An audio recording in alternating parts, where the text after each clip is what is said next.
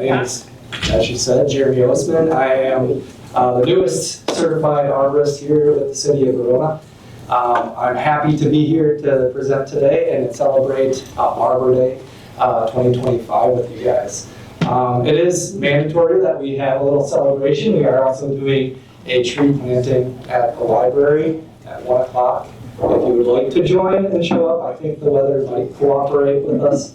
I was a little afraid yesterday when I saw the weather that it might be raining, but I think it might cooperate with us today. So yes, I will just quickly say that Arbor Day is a fantastic day.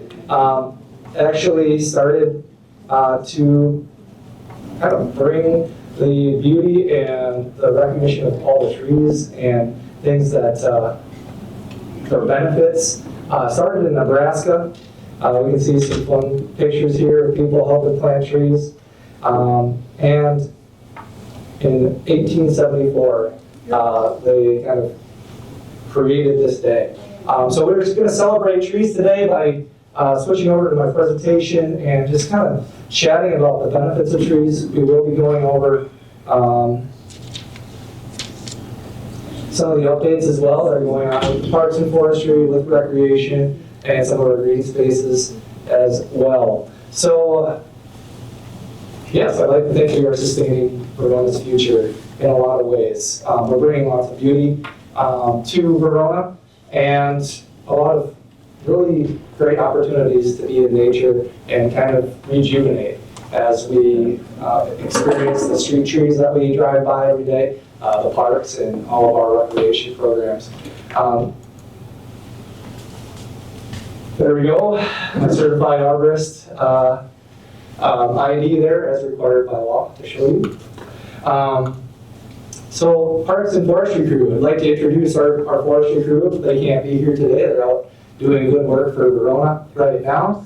But here's a few of us. We did welcome a new member, Clayton Sampson, earlier this year. It's good to have 5 people on staff finally with Verona growing so much. It's been long overdue to get 5 people on staff in our Parks and Urban Forestry department. So there we go, Chad Churchill, 11 years. Myself, just had my 5-year anniversary here with the city. Dan Dasher, 3 years. Ian Whiting, 3 years. You can see Dan here. Ian, myself, Chad Churchill, and of course Clay. And of course we have plenty of seasonal staff that help with mowing and parks maintenance. So what do we do here for you guys? We're here to serve you. So we manage 34 parks and facilities.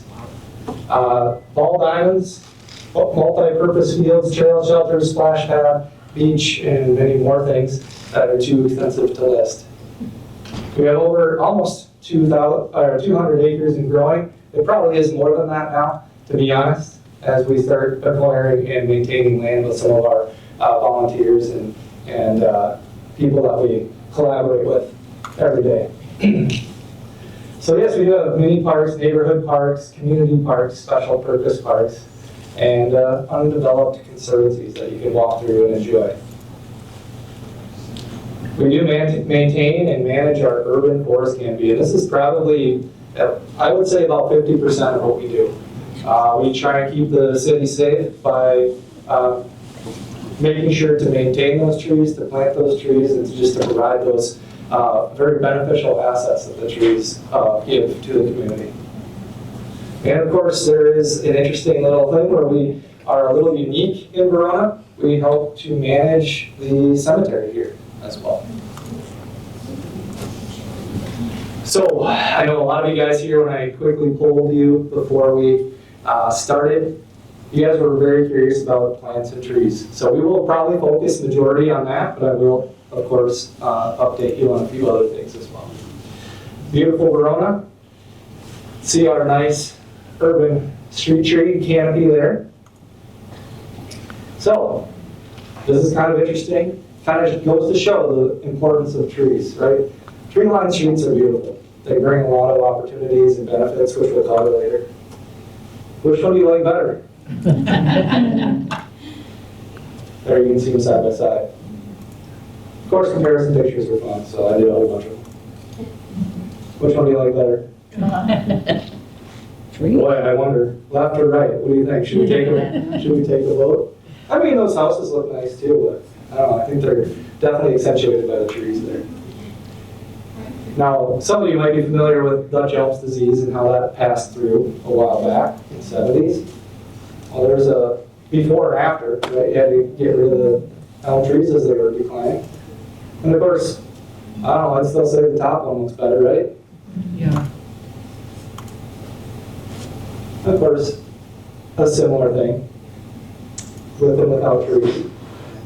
Now you can see here, at least they are adding and putting new trees in, but of course, it's quite the setback there because of that monoculture of elm trees that were planted before and after. I think green really helps to kind of ground us and get us back to our nature.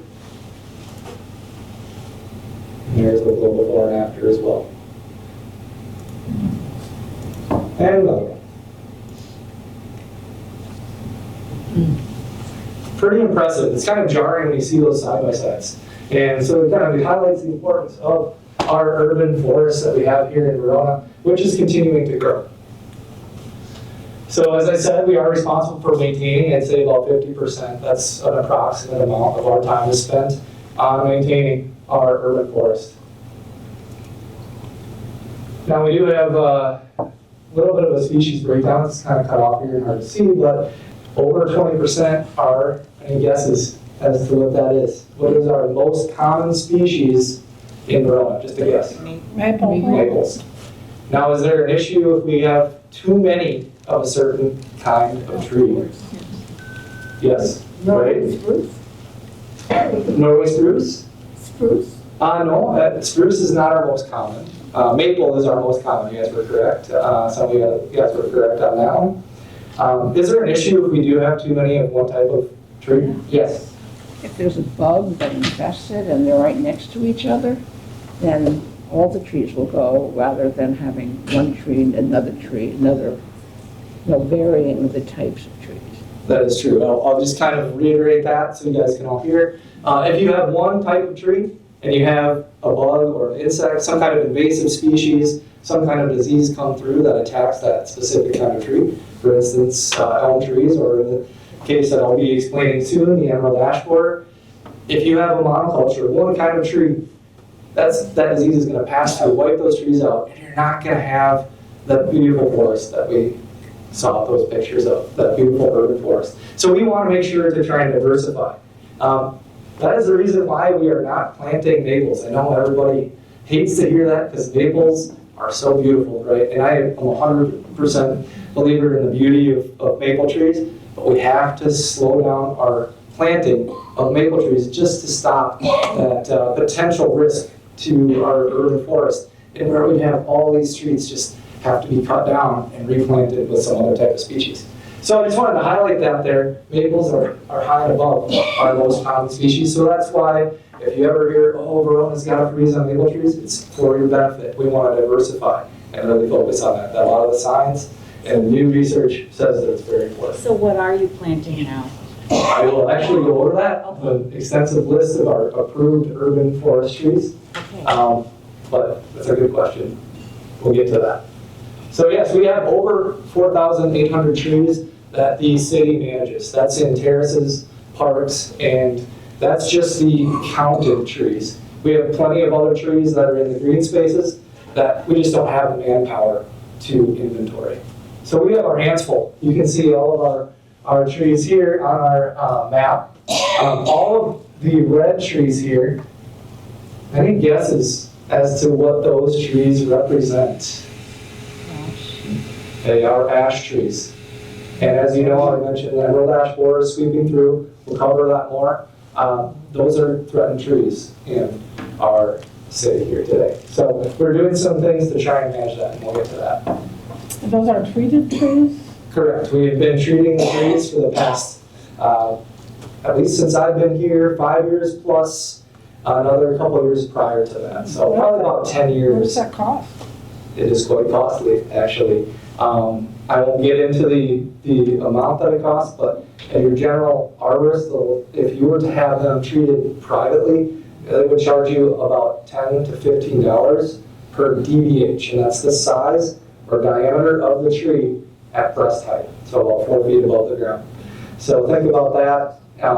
It can get quite costly when you have over 300 trees that you're treating. Now, those are varying sizes, of course, so our trees, our smaller trees cost less to treat, plus we can do it in-house. I've been doing it for the past 5 years. If you ever see a silly guy out there, like, crouched down next to your tree, if it's an ash, it was me in the last 5 years. What is that guy doing? Why is he measuring that tree? Why is he trying to figure, what is he doing out there? That was me trying to save our ash trees. Tree hugger. Yeah, and that's actually funny enough. That's why that term was coined, because in order to get that DBH, we use a DBH tape, which is a tape measure that you actually wrap around the tree, and then it does the calculation for you to give you that diameter at breast height. So you're literally hugging the tree every time you're monitoring. And that's literally the most important data you can get when we do our inventory updates is the DBH, or the diameter at breast height of those trees. That gives us a lot of information just in that measurement. So is that really cost effective for the city?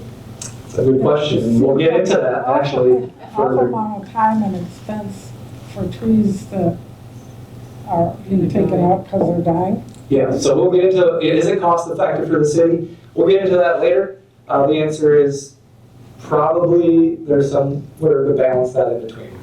And we'll get into that in a little bit.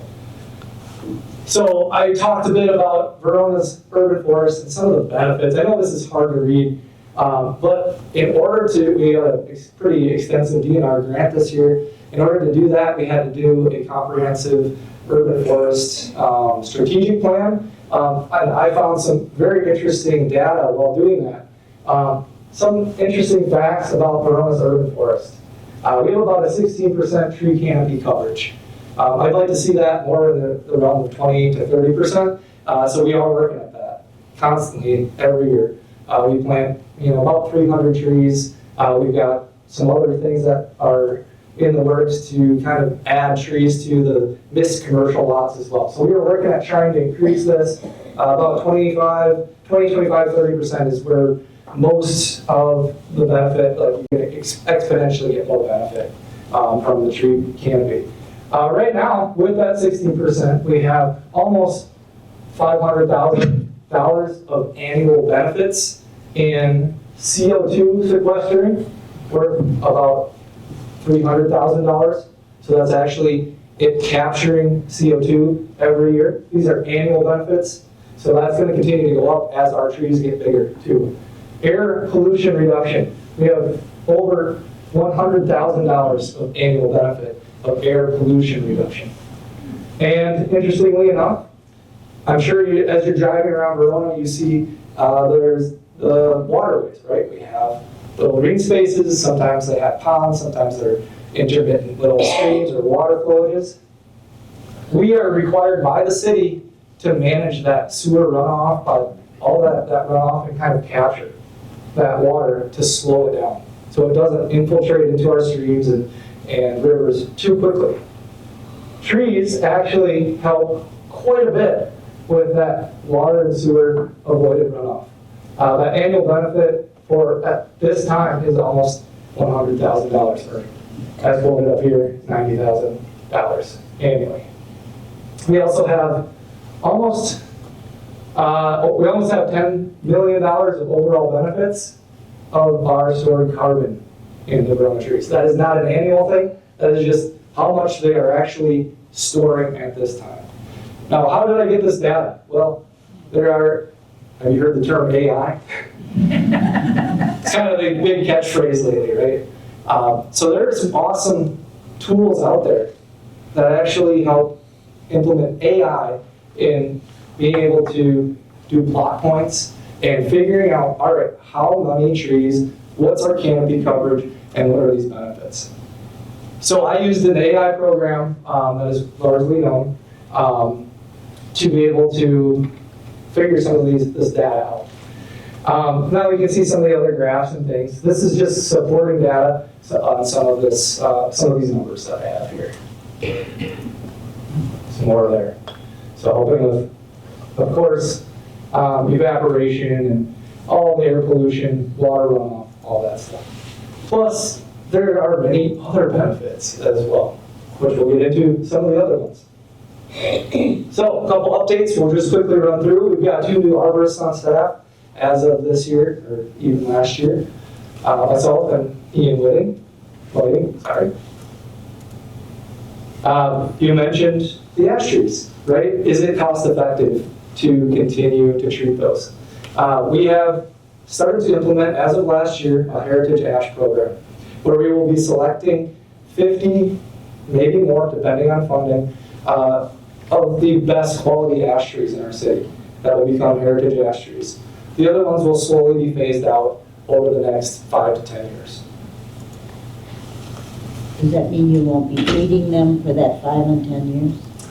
We still need to treat a lot of those in order to slow the vector down. The vector is the way that that gets transmitted. So to save those heritage ash trees, we'll still be treating, but we are removing 50 to probably about 50 a year. That will be But removed. the ones that you're going to eventually remove, are you treating those until you do? Correct. remove them? Okay. We do need to do that, just to, as I said, to slow that spread down to the ones that we really need to save.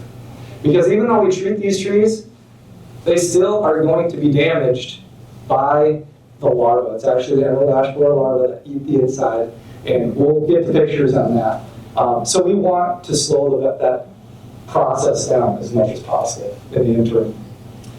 We did get a DNR urban forestry grant to help with our heritage ash program and to get up to standard as far as our urban forestry strategic plan goes, so we know what we're doing in the next 5 years and some of our goals.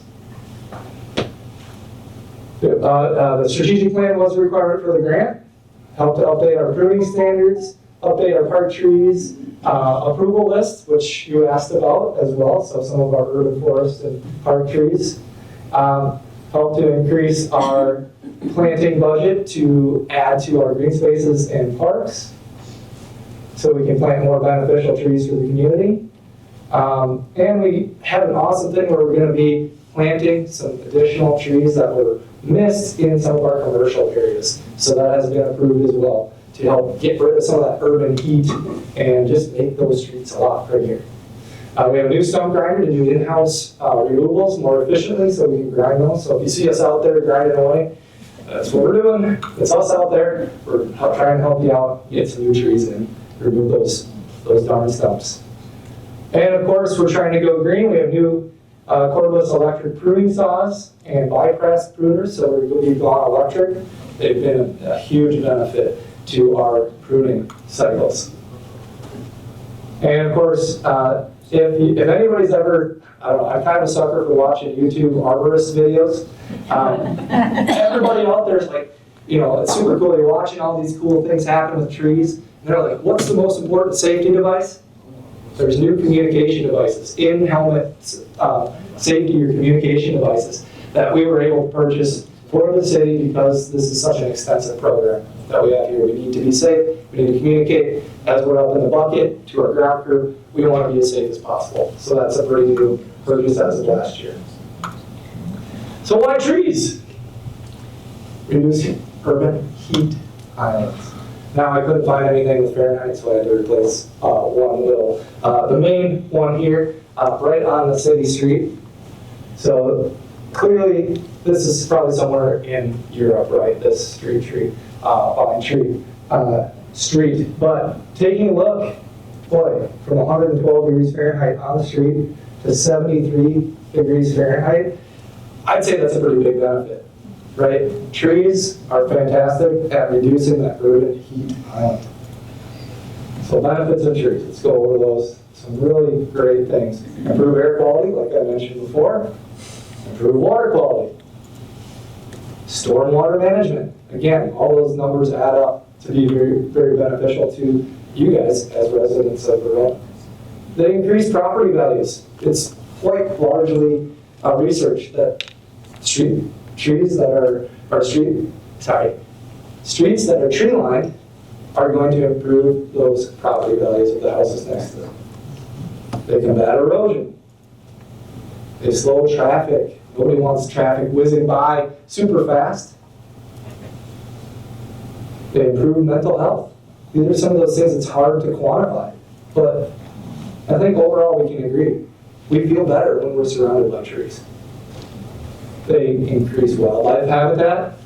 Who doesn't like watching birds? Everybody likes watching birds, right? Or squirrels and things like that. Really cool pastime. Without trees, we wouldn't have near the amount of birds. And they reduce energy consumption. Again, that urban heat island, right? We love having that. In fact, when you think about it, in the wintertime and the summertime, it's helping to just regulate the temperatures a lot more. So we have less air conditioning that we need to use in the summer, and in a lot of ways, less heating that we need to do in the winter, especially if we have evergreens around. It's slowing that wind from moving around our house and reducing heating costs. I will have a chance. Do you want to add something? Well, I just was wondering if you could talk about native trees versus non-native We'll get trees there. for wildlife habitat. You're good? Yeah, we'll get there. Sorry, it's probably going to get a little too long for you guys. I have hopefully all the bases covered. All right, so management, right? We got to manage these trees. They're awesome. We know they're awesome. We also have to spend time managing. We got to prune them for clearance, for health, for appearance. Without a properly pruned tree, I know a lot of people, will be out there, be doing pruning, and I'm out there a lot. And most people are like, thank you for pruning our tree. It's a great service. There's a lot of communities that don't have their municipalities pruning the trees. They say, hey, we have these arborists that come through. You have to maintain your street trees, even though they're our trees. So this is a beautiful benefit that you guys have in the city of Verona. We help maintain, we manage and prune and maintain all of your street and terrace and park trees. So we need to do that in order to keep them healthy and keep you guys healthy and safe. Health assessments, right? We go out there and we make sure that all our trees are healthy. We don't want trees that are in decline being a potential safety risk for you guys. We do removals then, if that's necessary. And, for instance, those 50 trees that we remove every year of ash trees, we gotta remove them. We're doing all that basically in-house. We have the skill and the manpower to do that. So we get rid of those nuisance trees, the infested trees, the failure trees. And of course, if we're removing, we have to plant. We want to give you the benefit of these beautiful trees. So we're doing new roads and homes. We're planting there. We're doing replacements for all the trees we had to take down. So why do we prune? Well, there's person A's tree that didn't start pruning. Does that look pretty down here after 15 years? I don't know. I don't think so. So we prune for a lot of reasons. Looks like a nice tree there. Now, it's not just because of the beauty or the benefit of how they look. The most important thing is for safety, right? We want to get rid of weak branch structure, dead and diseased limbs. We want to keep them healthy. So we want to get sometimes that light and penetration, that air penetration down in, so that we don't get the most common issue with trees is fungus, is fungal growth, or some type of fungus. So if we get better movement of air and light, we have less issues with fungus. We prune for appearance too, right? Man, does that look way better or what? And of course, something that goes along with safety is clearance.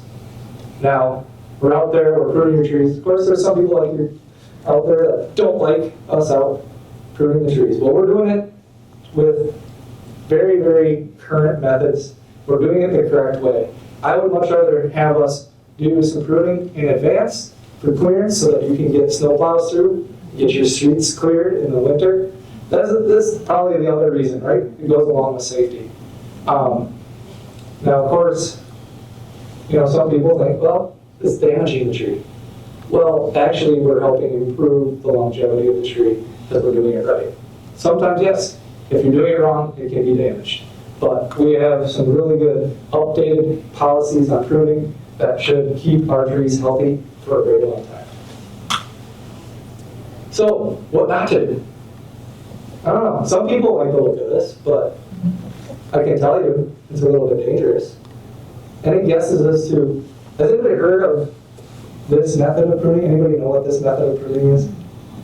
It is not an acceptable method of pruning, I'll tell you that. But it happens a lot. It's like, yep, limbing up or a lion's tailing. Because you can see, you've got your long lion's tail with the tuft at the end. And some people like the look of this, but it's actually very dangerous. Because, well, any guesses as to why this kind of pruning might be dangerous? Wind. Bingo. Wind, top heavy. So, we all have gone through, like 4th grade science, 5th grade science. We know about levers, we know about sails, right? We know about that physics, right? So if you have a lot of sail up on top and a lot of leverage all the way down at the very top, wind load is very much a problem to those trees, and those could snap off and fall down. In a storm, they're not near as protected. The load isn't balanced on the wind. This is kind of hard to see here. It's a little bit dark, but notice what's in right above this tree. Can you see those power lines out there? Another non-acceptable style of pruning there. It's called topping. What should have happened in the first place with this tree if there were power lines above it? It's not planted. Bingo, not planted at all. Something we are doing here in the city of Verona is making sure that the correct species get planted in the right places. We're not going to plant tall trees underneath power lines anymore. That's a big no-no, right? We have to plant trees for the location, for the environment. So topping can be very, it's going to probably kill that tree pretty quick. You're introducing a lot more rock up here in the top, and it doesn't have near enough leaves to generate food for that tree. And of course, we also practice what's called a proper 3-point cut. We can see this tree. If you cut from the top and keep cutting, what's going to happen to that limb that's sticking up? Break off. A lot of weight out there. It's going to break off and rip down the tree. So the proper way of pruning is to do your undercut first, out here. I'll say it's out here, right, so you guys can see me. Then we're going to do our top cut in front of that. And that's going to take, if we stay out a couple feet, it's going to take the weight off that limb, and it's then going to cut, and that bottom cut's going to stop it from tearing, and it's going to fall off. Then we're going to come back and do our last cut, so there's no weight on that tree. So that's if you take anything away, if you're doing any pruning out there, if you're talking to arborists, say, make sure you use the 3-point cut system, please, if you're getting your trees pruned. You don't want those rips, it's where it's going to introduce rot, fungus, and disease into the trees. So what are some urban forestry challenges?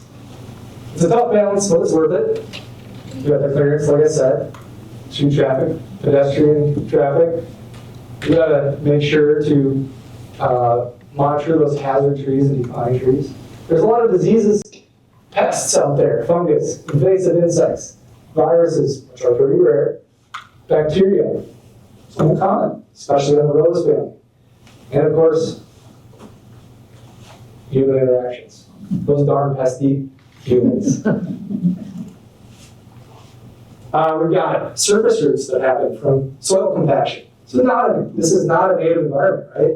So we have a very compact soil. Trees like nice, loamy, fluffy soil if they can. So we have quite a few of barriers or hurdles to overcome. Salt on the roadways. We want to keep your roads clean. We've got sidewalks that become tripping hazards because of tree roots if they're not planted with a big enough terrace. And of course, unfortunately, there's no perfect tree. They do like to produce messes, right? Leaves, acorns, fruits, nuts. So clearance.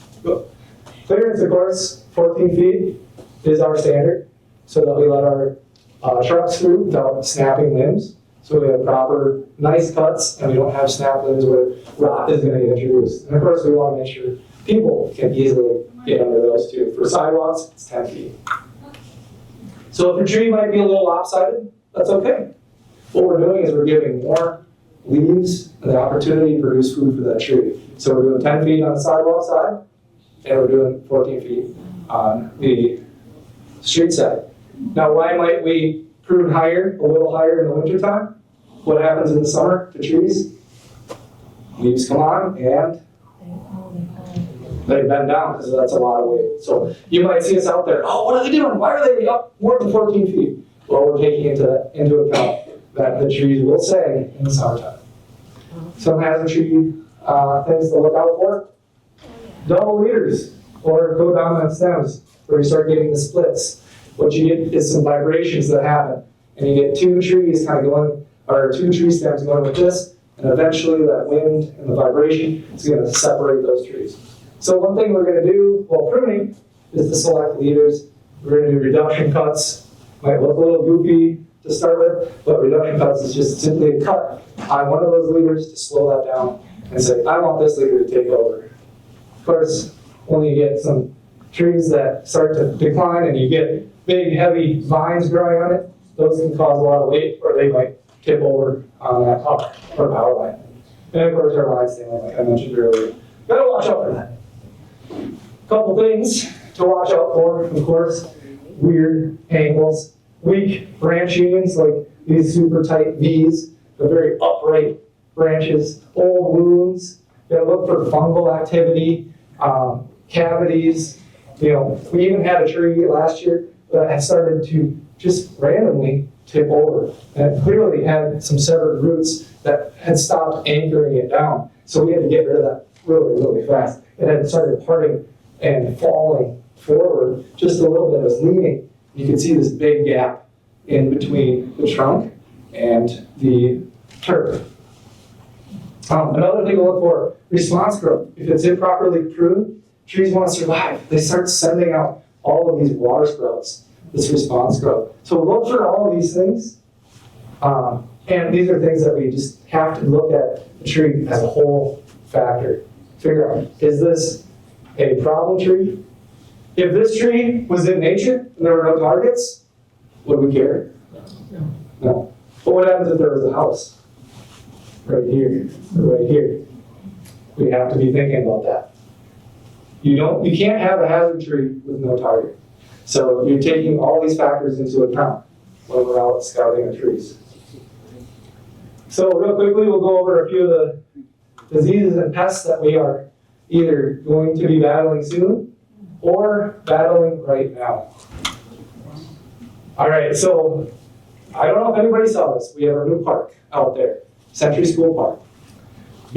One of the biggest oaks that we have in the city of Verona on public property.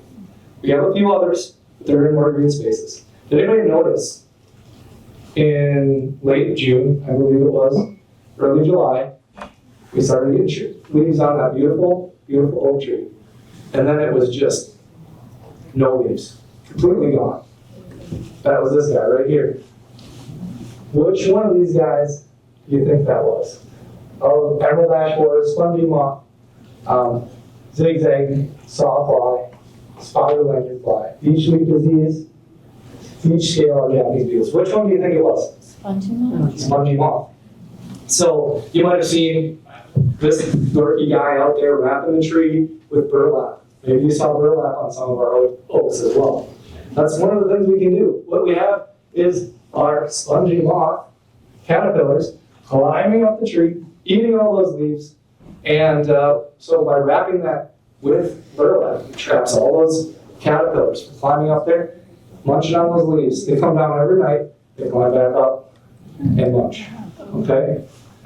So we can capture them on our way back up. Then we spray them with insecticidal soap, which is really a very clean way, clean for the environment, way of essentially suffocating these guys.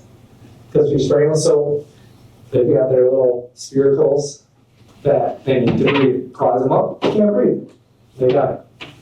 So that protects our tree. We get the growth back on the leaves. It was able to rehabilitate that oak tree. We can also do trunk injections. As soon as systemic trunk injections with pesticide will make it so as soon as they start nibbling that leaf, they'll die off as well. So here's our EAB, emerald ash borer, spotted lanternfly. We'll go over emerald ash borer more in a little bit. Of course, our beech leaf disease. Who's been to Door County in the last couple of years? They've got a lot of issue with their beech trees having trouble from some of these beech tree diseases. Our elm zigzag sawfly, they make these funny patterns. Those are coming through soon. We're going to start seeing some of those more. And then here's our beech scale, which is kind of a combination of fungus and these little scale kind of insect guys that transmit that fungus and introduce it.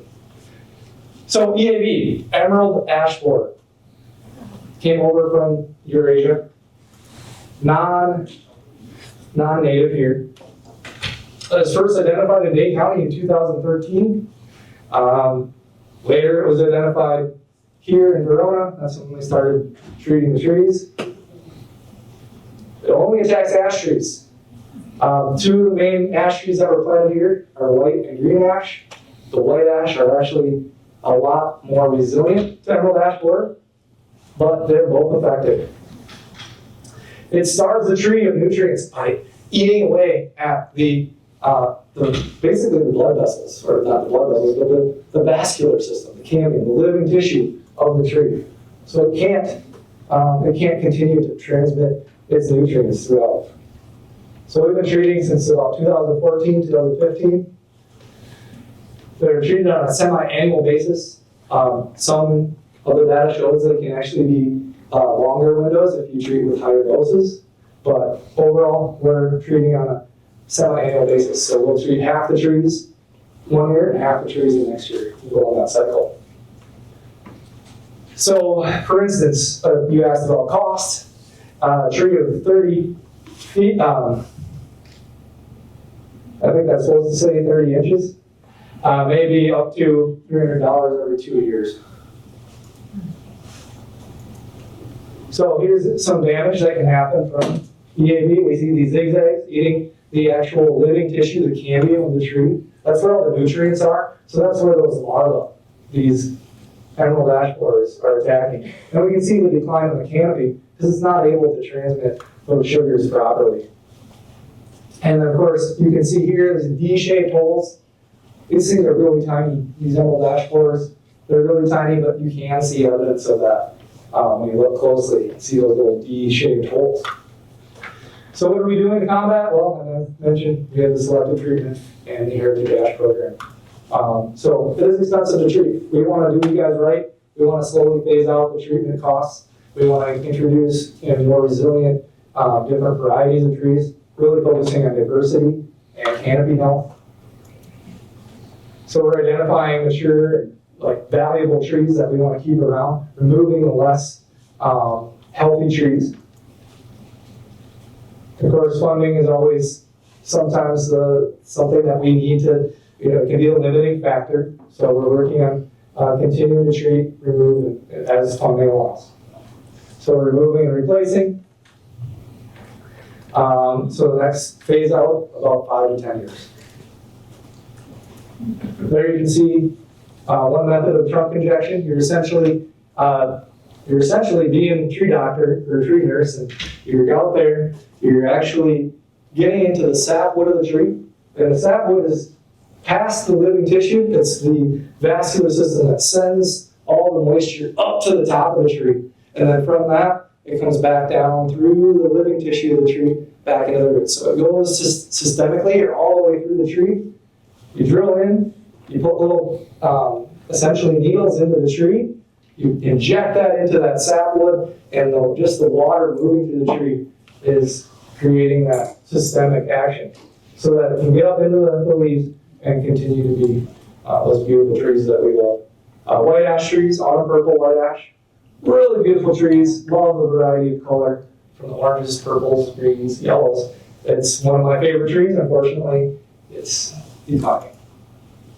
Another issues that we have in the city, a little bit of oak wilt, I think is kind of more on the perimeter. You don't have to worry about that too much yet, but one tip, never prune an oak tree in the summertime, because that's when you can introduce oak wilt. Always prune oak trees in the winter, late winter, those are the correct time to prune oaks. Amarillo root rot, Brazilian wilt, anthracnose, I got pictures of all these. Leaf spot, tar spot, rhizosphaeria, needle cast. Anybody have a spruce or a pine tree that's starting to lose their needles, and you see it where it starts losing needles from the ground up? Yes, it's probably needle cast. It's a fungal disease. Little thing to stop that is to trim it up, get some airflow underneath. You can head that one off at the pass. Silverleaf, cedar apple rust. Here we go, oak wilt, telltale sign.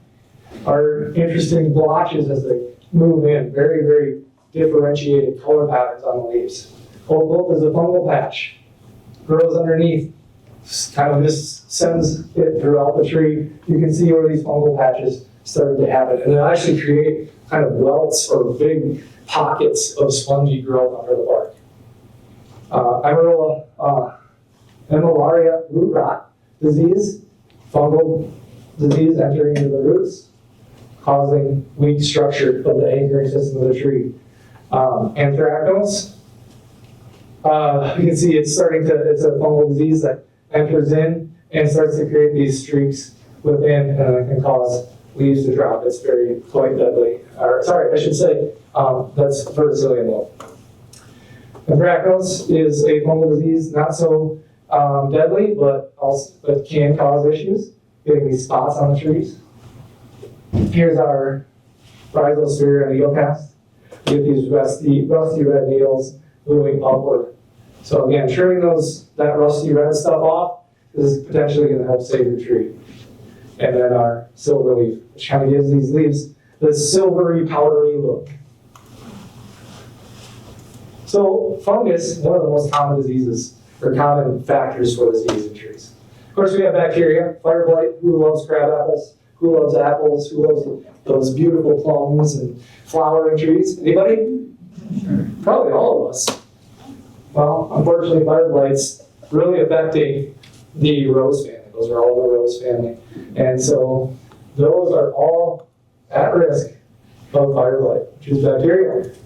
Transmitted from one plant to the next through either contact of that tree, through pruning it without disinfecting. We also have bacterial blights that can be caused in many of the same families. So there we go, there's a fire blight. Called fire blight because of this really almost like scorched look that happens to the leaves as that is getting transmitted throughout the tree. And then our bacterial blight. Of course, I mentioned human pests, right? We can be pests to trees too, unfortunately. Vandalism oftentimes occur. In fact, just the other day, doing the rounds, helping do some ball field stuff, I noticed some unfortunate vandalism where somebody had decided to get their knife out and say, oh, this would be fun. Let's shave down this tree. Well, they went all the way around. You don't even know what that's called when you go all the way around the living tissue of the tree. Girdling. Yeah. So they inadvertently or advertently girdled this tree. This is a buckeye tree and a beautiful flowering tree as well. And this is at our own Veterans Park here. So hopefully we'll be able to replace that. I don't know if we'll get any, when we'll get to replacing that, but that tree is a goner. So this is another tree that just got contacted by a car. I think they're fine. The person that hit the tree is fine. But the tree itself is wounded. This is actually an ash tree. This is one of 2 or 3 ash trees that were left on Military Ridge that's still doing okay. Well, got hit by a car. So unfortunately, this is, we're going to see how it goes. We're going to watch this tree. Hopefully it'll stick around. This might be a heritage ash tree. Probably not now that it got hit by the car. But these are some things where humans can have those unfortunate negative interactions. Other struggles, compact poor soils, salt, shrinking terraces, one way. Compaction is really, and construction, the methods of construction is what's going to cause this on your tree. I'm sure some of you have seen this in Verona. That's happened. We have a lot of housing going up, and because of construction practices, they're stripping topsoil. They're not adding a whole lot of good loamy soil back. and it's mostly clay. So why are those tree roots doing that? What are they looking for? Looking for food, Water. water, and air, oxygen. Tree roots need oxygen, a lot more than you realize. So they're looking primarily for that oxygen and traveling across the ground because they can't get that underneath the ground, and they're kind of traveling across the ground to find those other materials as well. Salt spraying, or salt damage on our maple here. And of course, another unfortunate thing that we are working to try and hopefully resolve in the future, skinny terraces. Trees don't like those. They need their roots are gonna continue to grow, they're getting that secondary growth, they're getting bigger, and well, they're eventually gonna heave these very small terraces. So, I don't know, really work hard to try and, I know the developers aren't gonna like this, but to try and increase the width of the terraces. There's actually a lot of data out there to say you're not going to necessarily remove any of the valuable land if you do it the right way. You want at least about a 10-foot to 15-foot terrace if possible. That's going to prevent this. It's going to prevent public works from having to go in here and repair these. It's going to prevent us having to cut down these multi-$1,000 trees so that we can have our sidewalks not buckling. What's that? So solutions, soil amendments, root barriers, and trenches. Suspended pavement or silvasols. These are some new options that we're going to try implementing, especially on terraces that have these issues already, where we're going to have to go in, do some removal, some repair, and add new sidewalk. So we can see you're allowing some of these silvasols. It's like a structural plastic that you put underneath here. It allows for concrete and things like that to float on top, and for good, more beneficial soil underneath for these trees to kind of like, think about a bridge, these root bridges. Allows water to come down in if you have an infiltration point. We have root barriers that we'll be implementing over there on, I believe it's Harvest Lane. There's going to be a big project going through where there's a lot of sidewalk buckling, where we're going to hope to try some plastic or copper root barriers that will prevent roots from going underneath the sidewalks. There's some silvasols there.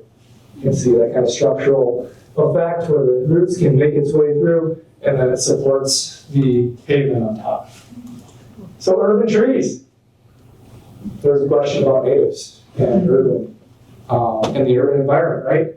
Is an urban environment a native environment? No, unfortunately not, right? We have to have a place to live, so do trees. I think there's a balance that we can achieve here, but unfortunately it is not. Can you plant native trees? Yes. In our parks, in places that are more normal environments for our native trees. There are some natives that do well in an urban environment as well.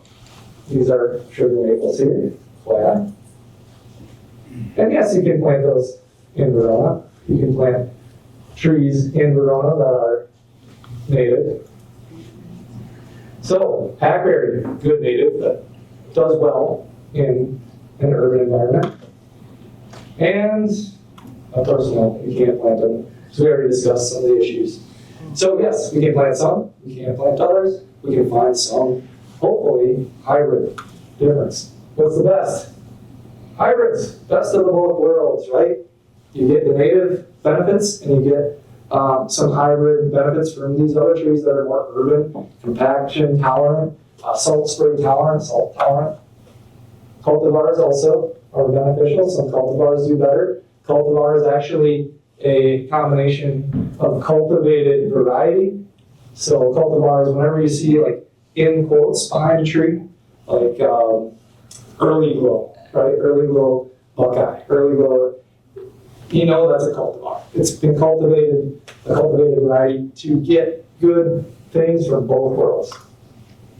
I guess going back, got our spring snow crabapple, and I believe this is one of our early glow buckeyes here. And of course, non-native and DNR approved. That's okay too. got some cool trees. Any guesses as to what this tree is? It is a conifer, but it is a deciduous conifer. Oh, blew your mind there. Large. Similar to a larch. Similar to a tamarack, larch tamarack, and bald cypress. We're actually doing some bald cypress now. It is an urban approved DNR, Wisconsin DNR approved tree. Very cool trees. They have this almost like feathery look in when they have their needles on, and they get this cool kind of rusty red color in the fall, and then they drop their needles. Don't worry, it's not dead. It's gonna come back. And of course, everybody's favorite non-native DNR approved tree, beautiful golden trees. Ginkgo? Yep, ancient type tree, living fossil ginkgos. Jay, I'm looking at you. I know you love ginkgos. Sorry to single you out there, buddy. I love ginkgos too. They're amazing. They do super well in the urban environment. So what are some urban tolerant natives? Jacob oak, shagbark hickory, believe it or not. Unfortunately, they can be messy. So you're never gonna get the best. There's no perfect tree, but always the benefits outweigh the negatives when we're planting trees, in my opinion. If we do it right. Kentucky coffee tree. Ironwood, doing more ironwoods now. Why did we stay away from ironwoods in the past? They're slow growers, right? They're cool trees. They're actually they're kind of a hoppy-like looking tree. They look like they have hop leaves. If you're any beer makers out there, look like the leaves and the flowers of hops. Benefits of hybrids. So we got I believe we have our musclewoods here, beautiful tree. We got a cross between the American sycamore and the English plane tree, which is known as the London plane tree. And I believe that is a leonard nestle magnolia. So we've got hybrids, right? We're getting the best of both worlds. We're getting more cold hardy things. We're getting less disease going through. We're getting more resistant to disease trees. And we're getting beautiful colors because we're able to kind of hybrid these trees for the qualities that we like. So create disease-resistant trees, achieve new desirable traits, and can add benefits and remove disadvantages. So a few of our trees that we're planting, Crimson Spire oak. Interesting, right? Like, you don't see oaks that are native like that very often. That's a hybrid, right? You get these interesting characteristics. Why would that be beneficial, that very upright columnar style of look? Less pretty. Clearance. Yep, clearance, don't have to worry about it. If you have size restrictions, narrow terraces or houses or apartments close by. Some of these other ones, Turkish filbert, which we're actually phasing out because they're not doing as well, but it was at one point kind of a cool tree to try out. Autumn gold ginkgo, again, not the true ginkgo tree. Now, interesting fact about ginkgos, very cool trees, beautiful trees. What's the one main disadvantage to a ginkgo tree? Has anybody had Sticky fruit. sticky fruit? Yeah. If you've ever been to the UW Geology Museum, my kids and I were just there a little while ago. They have an actual straight up ginkgo tree. That's a female ginkgo. It's got fruit. Anybody know what they smell like if you get a fruiting ginkgo tree? What is it? Most people say it smells like rotten butter. Not a very nice smell, right? So how do we get around it? Well, we can cultivate them. We can do cultivars of them. We graft them. And so we can get just the male variety of the ginkgo tree. We don't have to worry about seed production and that disadvantage. There's other trees like that too, right? Where you're just going to plant that female version so you don't have the mess. So other natives, fir oaks, do actually really well in the city. They have a taproot that's difficult to transplant, but once they're established, man, they're very resistant to drought. It's just a native thing that they kind of evolved to do. Lilacs, beautiful trees. Smaller, good one to put under power lines. And then, of course, there's hybrid. Another reason, our elm trees. All the American elms back in the day, they all died. Well, what happens when you cross the American elm with some Chinese elms or other various elms? You get Dutch elm disease resistant elm. We're able to plant elms again because of that. So hybridizing is very important. And those are not native. They wouldn't live. So we're getting the best of both worlds. Here we go, early glow and mystic ruby, some new treated styles that we're planting. Some of those are hybridized to produce less of the poisonous fruit that buckeyes are known to produce. Again, I don't think your dogs or your kids are going to be eating these, but they do drop buckeyes. Musclewoods, some cool varieties out there that we're planting nowadays. Boy, slow growing, but beautiful, beautiful fall color. Everybody loves maples because of the fall color, but can you tell me any other good trait that the maple has? They do produce syrup too, or sap. Great. But we have other trees that can be beautiful as well. We just need to give them a chance. And the London plane tree, super neat, kind of pure middle trees, very cool exfoliating bark. Some really neat trees out there. So I already mentioned the chinkapinno, these are the natives, right? Shagbark hickory. So after doing a lot of research, and of course we need to have trees that are available to us. We can't be planting trees that we can't get, right? I wish we could get every variety I want to plant, but we can't. We have to go with what nurseries are growing. This has been, after some extensive research, kind of our urban forestry approved street tree list. Happy to get this to you guys too at some point if you want, and we can post it if you're curious. But lots of good varieties up there, many of which you already saw on the board there. So, I mentioned diversity. We need a lot of diversity in Verona. Yeah, it's really cool to see maples, autumn blaze maples all the way down the terrace, all in that beautiful, blazing fall color. But I think it's actually pretty cool to see different varieties of color in the same street. And we're gonna achieve that very diverse and healthy and resilient urban forest canopy. So diversity and smart planting practices. Preventing tree death by going with diversity. So diversity, diversity, diversity. That's kind of my big slogan. You can't go wrong with it. Yeah, it's your rule here, 10, 20, 30. All right, so what that's saying is, of course, scientific naming. You've got your nomenclature, you've got your classification. That's saying no more than 10% of a family, no more than 20% of a genus, and no more than 30% of species. Actually, I think it's the other way around. Sorry. 30% family, 20% genus, 10% species. Because you're getting narrow classification. Yep, 10% of species, more than 20% of genus, and 30% of family. So again, that's going to ensure, that's a DNR approved rule to ensure we have resilient urban forests. So another thing, we'll switch out from our forestry stuff. I'm sure you guys all have questions afterwards. I'll be around to answer your questions. I want to touch a little bit on our community engagement. Kind of fun that we're a proud collaborator with the Chamber of Commerce, helping with all the different festivals and community fun things that they are doing. Friends of Badger Mill Creek, we're helping them out. We have some representatives here today too, with helping improve that pathway that's down by Badger Mill Creek. Helping beautify, improve Verona. Sugar River Gardeners, I don't know, do we have any Sugar River Gardeners in here? Yeah, all right.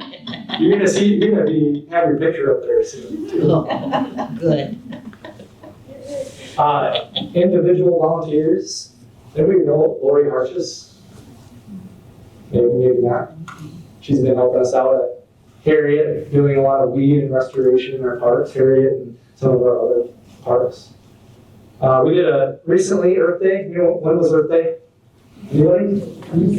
Yeah, it was Tuesday. Costco's, the last 2 years, we've been doing a little collaboration with them to do some tree planting, where they help come out, plant the trees, learn about trees. And this year they provided us with a few trees to help beautify Cathedral Point Park.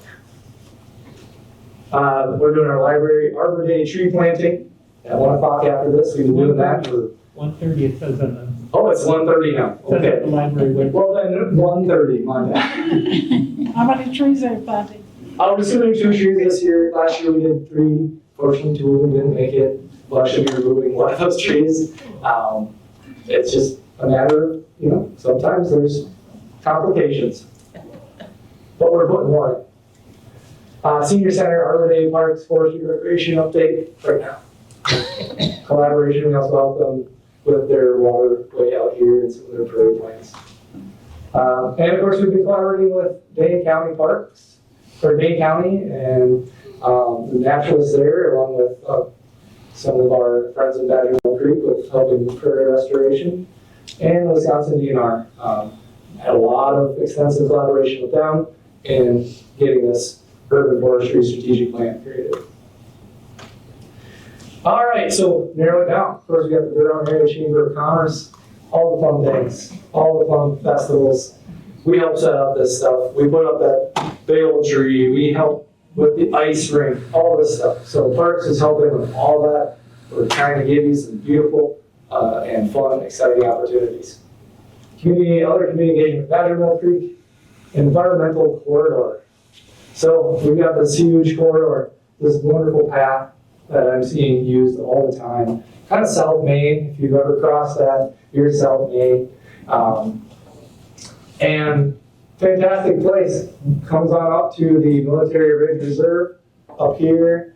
And they're helping with restoration of a lot of prairie, removing invasives and brush. So we've got lead members. Dave was here. Jeff. Brian, and it's growing too, right, Dave? Sure. Yeah. Some projects they've been working on. South Main Prairie Restoration in collaboration with us, where we're doing so unfortunately pesticides are necessary. I think we can agree that sometimes you do pesticide application in order to get back to a native prairie. That's a DNR kind of and approved method. So we've been helping do the pesticide application in some of these larger areas so that we can get a native, more resilient, beautiful location created. So we've been helping them out. They've been helping do some pesticide application as well as prairie overseeding and things like that. Hillside restoration on these steep paths, that's coming up May 11th, as I recall. May 11th? May 18th. May 18th, I'm sorry, I have that wrong up here. So May 18th. Military Ridge Reserve Triangle, they reseeded that with the help of Dane County, correct? Very recently. And yeah, that should say May 18th, volunteer opportunity. So let people know. Talk with Dave over here. He can help get some more volunteers for upcoming volunteer opportunity in helping improve that beautiful area. All right, hold on. Oh, there we go. So yeah, we have a few of the beautifications and successes here that they've helped with. Sugar River Gardeners, there you are. We did a little collaboration with them. Actually several, right? We help you guys with the garden beds at Harriet and at Hometown Junction and things like that.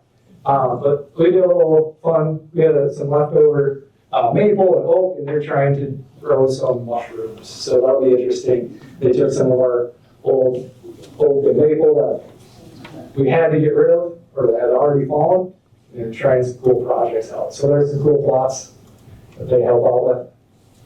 I know my kids love hanging out at Harriet and going to try the pea pods out. So keep it up. Love it. Cost of Earth Day, there it is. Planting some trees.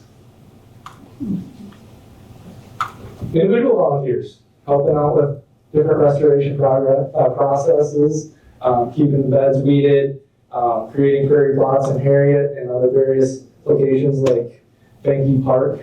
And of course, some volunteers helping add mulch to our very own Central Park, just right over here. Wanted to say special thanks to Lori Arches, who couldn't make it today, but she's had over 20 years of volunteering and gardening and weed removal, keeping our gardens beautiful. All right, here we go, coming up at 1:30, not 1 o'clock, all right. Library Senior Center Day celebrations, or Arbor Day celebrations. This is last year, Channel 3 was there, it's kind of cool. Oh, there's my daughter, oh, how'd she get up there? Little Abigail helping plant the tree last year. And there's Jay. There's Jay, right there. One of his kid helpers over there, the whole plant. Yeah. There are trees marked out here, walnuts to take down. Is that DNR or are you doing that? So that is state. I don't know if that's because it's in the city, Also, if we're gonna be doing it or if they're gonna be doing it. Like, yeah, I'm honestly not sure yet. There's a hackberry growing in here. That's a native tree. And Yep. I know it gets, it's a slow growing tree, but are you leaving that? Honestly, I'm not sure. I'm not sure. I have to talk with and see what's going on with that. I assume we'll probably leave it if it's not a problem tree. But yeah, if it's, we can talk later. I don't know. Some other cool programs that we offer, Adopt an Ash. If you want to keep your ash around and it's on the list to get removed, you can sponsor the ash tree. We'll try and keep it around for you. We have our tree bench sponsor program, which is cool. And then, of course, we got a few updates I'll quickly go over. Epic Park's getting a shelter. Military Ridge Trail is supposed to be paved in the city here, but it's on hold due to bridge inspection. We've got our July 2nd fireworks. When is it, June 2nd? I don't know. I'd have to get, might be June 2nd. I'd have to double check on that one. But that's coming up for sponsored by Festival Foods. We've got some new aluminum fishing piers going in. I got the fishing piers, unfortunately, got ripped off in a windstorm last year. So we're going to get some new, hopefully accessible fishing piers. Ice rink is now open in the wintertime. Our cooled ice rink, so that stays open longer now. Century School Park has been completed. So we have concerts in the park there, farmers markets, and other events hosted by the Chamber of Commerce. Harriet Park is we're gonna be doing a waterway regrade and hopefully a native plant and garden restoration there coming up with collaboration with the county. We've got a native garden that you might have seen that we're starting. Let's go have a little pathway that can go through in the corner where those rocks are, where the sadly removed playground once was there. I know that was a point of contention at one point where that old playground had to get removed. But we're gonna make a cool little native garden there. And of course, we have to continue burning in order to keep these beautiful prairies beautiful, and we can't do that very safely. Splash pad will open soon. We last year purchased Verona's first EV truck, the Ford Lightning, park director truck. We now have an EV or electric ball diamond drag, which is really cool, silent. Hopefully, and soon we'll be getting a zero-turn mower that is also an electric mower that will be much more silent, especially for working around City Hall and some of those close to building locations. We've got electric chainsaws, which helps keep us happy and not breathing fumes and much more silent for you guys. Hand dryers to remove all that waste of paper at our parks and restrooms. LED lighting changeovers in our facilities, trying to get more efficient. Am I doing okay with time, or do we have something coming up? Okay. We are trying to continue to make sure Verona is safe. We're adding more cameras and remote locks to our shelters as budget allows, and we're reskinning the ball fields at Community Park. We are working as budget allows on a new skate park planning and revamp.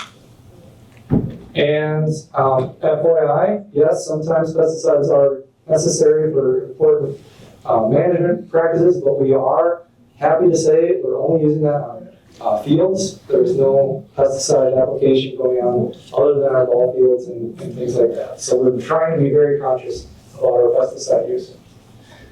I'd like to give Chad Churchill, one of our parks members, a shout out. He's there driving our new ball diamond EV rig just the other day. Of course, one of the nicest things that we ever went to is these little Echo electric chainsaws for pruning. And there's a Ford Lightning truck. Yeah, good stuff. Quick projects update. Century School Park. That was the plan. Well, it has become a reality. We have Century School Park. Very cool park with some native butterfly gardens, a beautiful facility for concerts in the park. Poured in place, nice spongy area for the kids to play on the playground.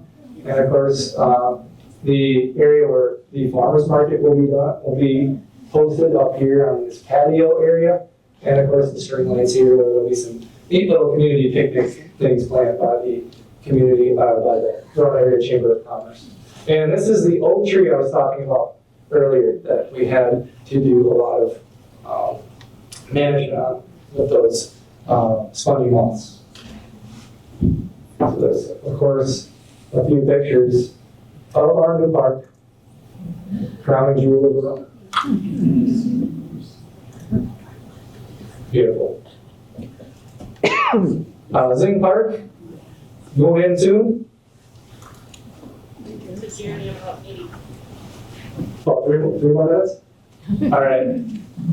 There we go. Great stuff. Program elements, we've got a quarry park up there by Epic on the corner. A neat plan for that. It's kind of been labeled Pit Park.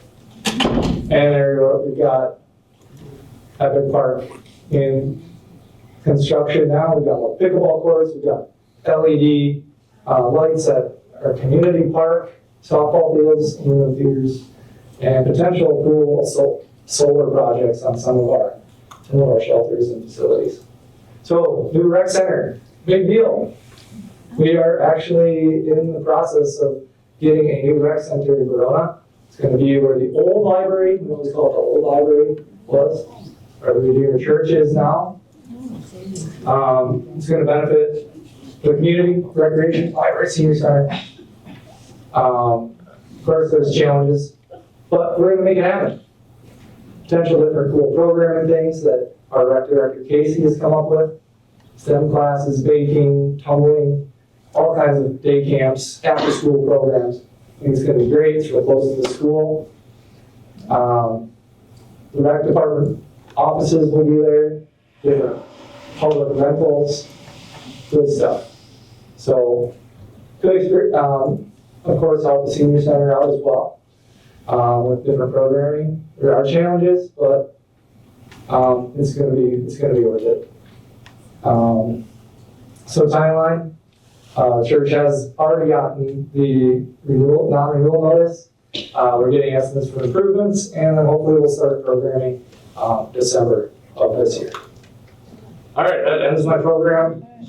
If you have questions, I can answer them somewhere else. Yeah, no, feel free. You can go ahead and answer questions. We're just gonna start the food handout. Okay. Anybody that wants to ask questions, feel free to ask Jeremy questions. Yeah. And thank you. That was wonderful.